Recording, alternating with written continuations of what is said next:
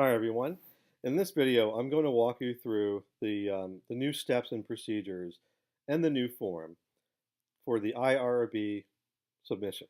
Okay, so this was a little bit confusing for folks last term, and some folks were essentially submitting the wrong forms to the IRB, which kind of slowed up things for the student and for the IRB. So hopefully this new procedure and this new form and things that I've done here now are going to help expedite and clarify this whole procedure. So with that, let's kind of begin here. So you guys have a brand new form.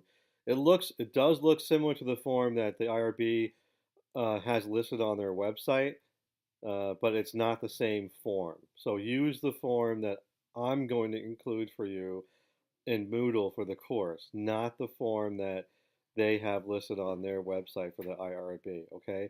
So your form, as you'll see, is only 1 page long. Their form is 3 or 4 pages long, so I tried to streamline things a little bit, and I'll explain why I think it's going to be a little easier for you, okay? Let's go through the form really quickly. Um, it's just basic information up top here. Really just needs your name as a principal investigator.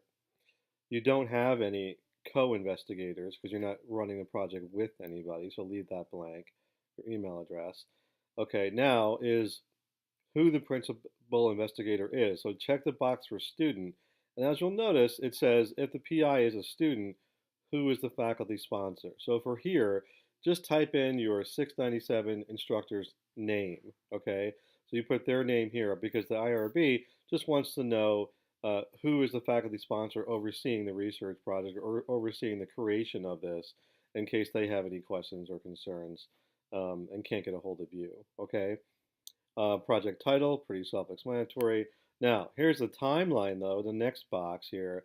So if you take 697 in the fall, the timeline is probably going to be you're going to start the data collection in the spring, so let's say January, and then run it all spring, and then probably take 699 in the summer and finish in the summer, right? So that would be your timeline if you took 697 in the fall and had desired to take 698 the following term.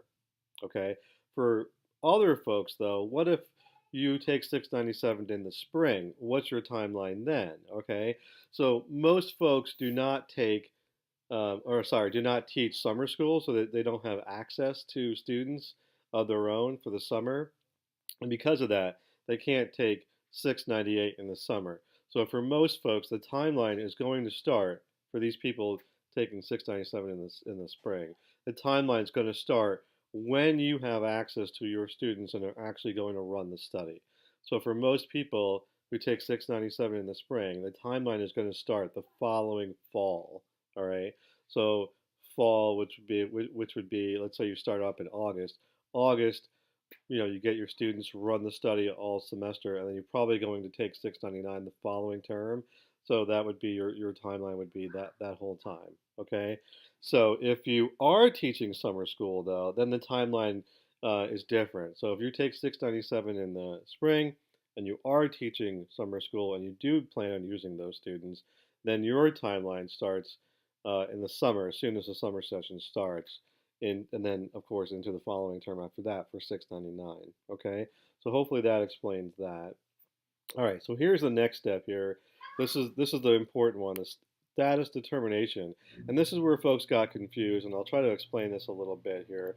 So for our students, 99% of them are are running studies that are exempt. And again, exempt doesn't mean you turn nothing into the IRB, don't need to deal with the IRB.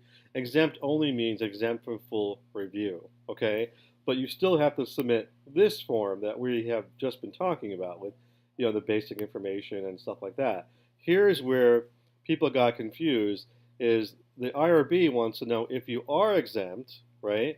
It's exempt, but why? So is it exemption rule number 1, exemption rule number 2 or 3 or 4, and that kind of thing. So hopefully the new procedure that I created a new website to help answer this question. Hopefully this will help answer that question and head you down the right path. Okay, so for most folks, folks, again, 99.9% of you, you're going to be exempt, and the hard part is, not hard, but the big part is determining what exemption rule are you. So click in that box for the exemption rule so that the IRB can sign off on that. Okay, so the 0.1% of the students who are non-exempt, you check this box, you're non-exempt, and then you submit this form along with another form that's outlined on the IRRB's website. Okay, so I have only come across one study that actually needed to be non-exempt. So most studies are exempt for one of these reasons. So if you think that you're non-exempt, please see me, Dr. Jaram, contact me, and we'll go through this together and see if you really are non-exempt, because like I said, most people are exempt. So it could be the case that you think you're non-exempt, but you're really exempt, all right? So please see me if you think you fall under this category, because most people fall under the exempt category. All right, so here's a new procedure. So once you get this um, basic information filled out here, now it's determining, well, what exemption rule am I? So click on the link to the new website that I created. It's a tool through SurveyMonkey, and you're just going to go through some questions. So it just starts by briefly explaining what exempt and not exempt is, those two categories, and we just talked about that. So I don't need to explain that again. Just click OK that you understand that. And then you go through these questions. Will you be collecting information about living individuals? Yes, I will. Press Next. Will you intervene or interact with these individuals? Well, yes, I'm working with, let's say 4th grade students. Will you collect any identifiable information such as names, birthdays, email addresses? Well, I mean, if they're your students, you probably know their names, right? So I would click yes for that. So you just go through these questions, and it'll lead you down the path that it'll explain what rule you are. All right, so I'm going to click I understand what minimal risk is. No, I'm not going to put them under minimal risk. I'm not working with prisoners, and so forth. So you go through these questions, and it'll explain to you, it'll give you the answer. You go through the question, and it'll give you the answer of what exemption rule you are, okay? So I'm going to go ahead and exit this because I don't think you need to go through all that with me here. So once you get the answer of what exemption rule you are, then you go back to your handy dandy form here and you click, oh, well, it told me that I'm exempt under category, check this box here, hang on a second. How do I want to check this box? I'm exempt under category 2, let's say, I don't know, let's say it's number 2. So I click those boxes. You could either, insert a symbol like I did, or it's also fine to highlight. You could highlight here, say, yeah, I'm exempt, and this is the reason why I'm exempt. Actually, to tell you the truth, I think they prefer the highlighting because it makes it easier for them to see it.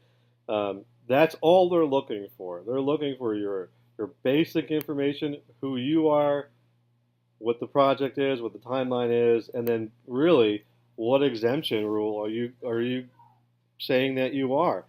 That's it. That's all they need. You determine it by going through that website that I showed you. You determine the exemption rule. You put it here, and this is what you submit. Okay. So how to submit that?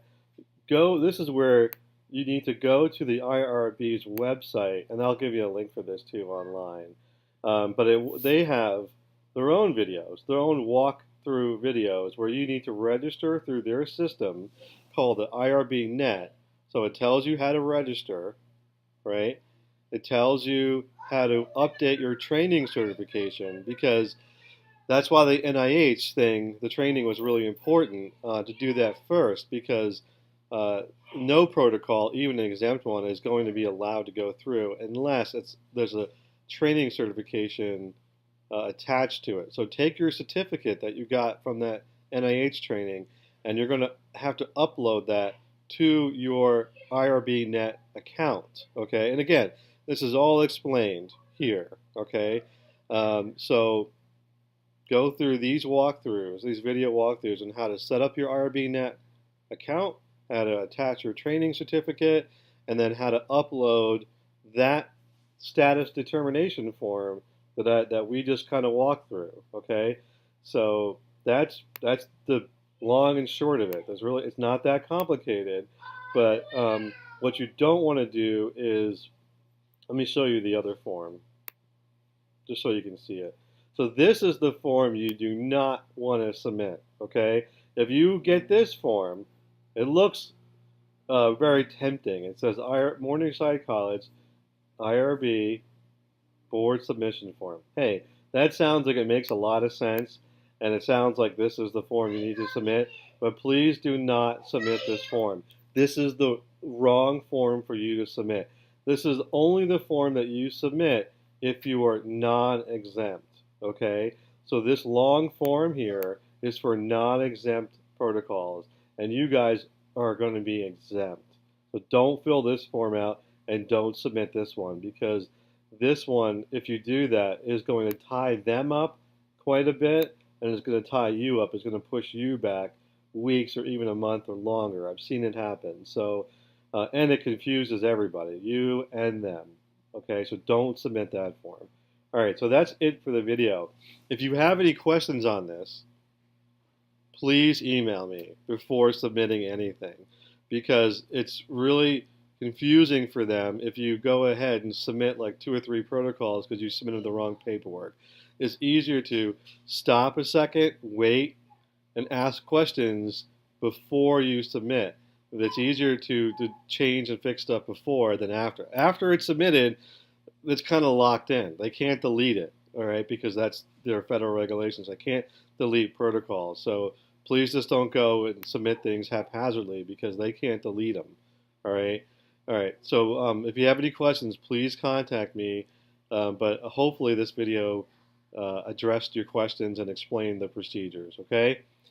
That's all I have for now, and let me know if you have any questions.